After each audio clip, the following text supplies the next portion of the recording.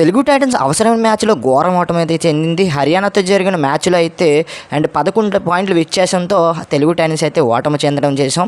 And ఈ match తర్వాత top 4 అవకాశాలు కూడా మన తెలుగు టైటన్స్కి అయితే చాలా అంటే చాలా డేంజర్లో పడిపోయాయి. అండ్ మిగతా ఉన్న టీమ్స్ మీద ఆధారపడాల్సి వస్తుంది.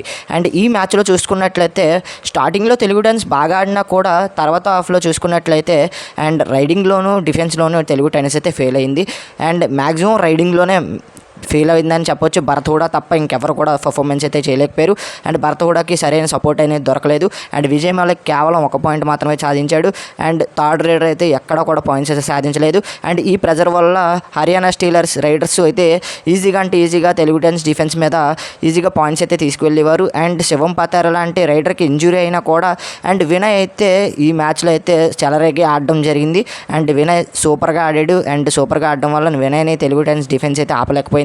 అండ్ రైడింగ్లో ఎలాగ పాయింట్స్ తేలేకపోవడం అండ్ డిఫెన్స్లో చాలా ప్రెజర్ ఫీల్ అవ్వడం మన తెలుగు టైటన్స్కి అయితే ఈ మ్యాచ్లో అయితే మైనస్ అయ్యింది. అండ్ వరుసగా 2 సార్లు ఆల్అవుట్ అవడంతో తెలుగు టైటన్స్ మీద మొత్తం ప్రెజర్ అనేది ఉన్నది. అండ్ భరత్ హూడాని ఎవరు కూడా రివైవ్ అయితే చేయలేకపోయారు. మ్యాక్సిమం ఆఫ్ ది కోర్టు బయటనే ఉన్నాడు భరత్ హూడా అయితే. భరత్ హూడా సూపర్ 10 సాధించడం కూడా పెద్ద ఇంపాక్ట్ అయితే కనిపించలేదు. అండ్ డిఫెన్స్లోను అఫెన్స్లోను మన తెలుగు టైటన్స్ అయితే ఈ రోజు మ్యాచ్లో అయితే పూర్తిగా లాస్ అయిందని చెప్పాలి. అండ్ మనకి శివం పతార్ లాంటి రైడర్కి ఇంజురీ అయిన తర్వాత కూడా మన తెలుగు టైటన్స్ అయితే కంబ్యాక్ ఇవ్వలేకపోయింది. అండ్ వాళ్ళ యంగ్స్టర్స్కి అయితే పాయింట్స్ అయితే సమర్పించుకున్నారు మన డిఫెన్స్ అయితే. ఎందుకు ఇక్కడ ఎలా జరిగిందంటే భరత్ హూడా తప్ప ఇంకెవరు కూడా సరిగ్గా పర్ఫార్మెన్స్ అయితే చేయలేదు. అండ్ భరత్ హూడా పాయింట్స్ తెచ్చినా కూడా మిగతా రైడర్స్ ఎవరు కూడా పాయింట్స్ అయితే తీసుకురాలేదు. భరత్ హూడా అవుట్ అయిపోతే ఇంకా ఆల్ అవుట్ అయిపోయినట్లే.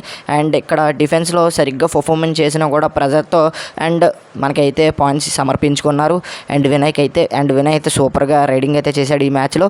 అండ్ ఈజీగా హర్యానా స్టీలర్స్ అయితే ఈ మ్యాచ్లో గెలిచి వాళ్ళైతే క్వాలిఫై అయ్యారు. అండ్ మన టాప్ 4 అవకాశాలు చాలా అంటే చాలా అండ్ డేంజర్లో పడిపోయాయి. మిగతా ఉన్న టీమ్స్ మీద ఆధారపడాల్సి వస్తుంది. మరి మీరు అనుకుంటున్నారు తెలుగు టైటన్స్ టాప్ 4లో ఫినిష్ అవుతుందా లేదా అనేది మీరు అయితే కామెంట్ సెక్షన్లో తెలపండి. అవసరమైన మ్యాచ్లో ఓడిపోయాం. అండ్ ఇది రోజు వీడియో నచ్చితే లైక్ చేయండి, షేర్ చేయండి, మన ఛానల్ ఖచ్చితంగా సబ్స్క్రైబ్ చేసుకోండి.